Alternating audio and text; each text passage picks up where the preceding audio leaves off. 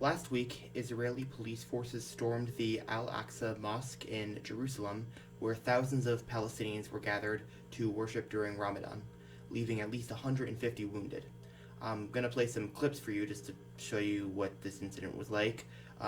Content warning for violence, just skip over this part if you're uncomfortable with that. Tonight, Jerusalem on a knife edge after Israeli security forces stormed the Al-Aqsa Mosque, one of Islam's holiest sites, with Muslim worshippers gathered for Friday prayers. Firing tear gas and stun grenades inside the mosque. More than 150 Palestinians were injured and at least 4 Israeli soldiers were wounded. Yeah, I know that was incredibly difficult to watch. And obviously we should be keeping these innocent Palestinians in our thoughts at this time. However, many U.S. leaders don't seem to see it that way. Despite several members of Congress condemning the Israeli forces' raid, President Biden has not even done so much as to tweet in support of Palestine. In fact, as Amnesty International just a couple months ago released a report detailing the apartheid against Palestinians that Israel is committing, his administration tried to sweep it under the rug. As international relations scholar Stephen Zunes states, quote, Ambassador to Israel Tom Nides immediately called the well-researched report absurd, and State Department spokesperson Ned Price routinely rejected the report's conclusion as well, adding, quote, the Jewish people must not be denied their right to self-determination, even though there was nothing in the report questioning that. Price prevaricated when asked by a reporter why the State Department was so quick to denounce Amnesty in this case, while being quite willing to cite Amnesty authoritatively when it criticized governments opposed by Washington. Meanwhile, Senate Majority Leader Chuck Schumer falsely claimed that Amnesty's detailed report on Israeli violations of international human rights law constituted delegitimizing the state's existence of the State of Israel, despite absolutely nothing in the report questioning Israel's legitimacy in any way. These statements, while egregious in downplaying obvious war crimes committed by the Israeli government, are not limited to just U.S. politicians. American media has also been, let's say, less than stellar at covering this issue.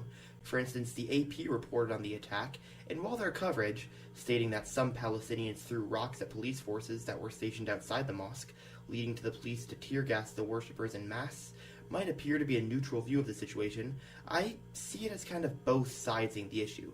I mean, call me crazy, but I think that deploying tear gas on an entire congregation is just a little bit extreme of a response to a handful of churchgoers throwing rocks at the police. But again, maybe it's just me. What grinds my gears the most about this attack, and more so the response to it, is the hypocrisy of politicians on it. Since Russia invaded Ukraine, the US and its allies have lined up behind Ukrainians to give them aid and weapons to fight Russia. Meanwhile, crickets on Israel's attacks on Palestine. In fact, the US is continuing to financially support Israel far more so than Palestine. And before you call this whataboutism, it's not.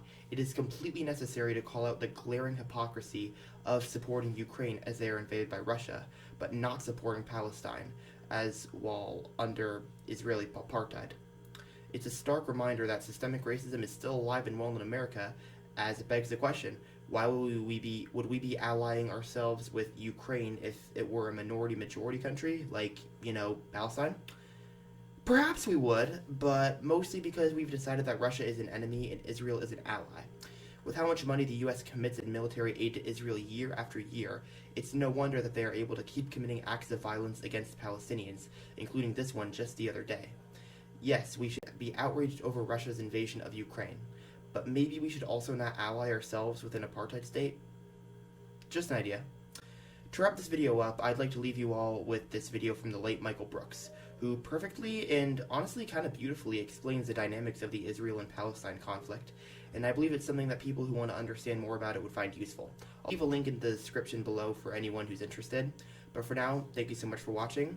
If you enjoyed this video, do the usual, like, comment below, and subscribe for more. If you really like the channel, consider supporting on Patreon down below, and I will see everybody in the next video. Take care.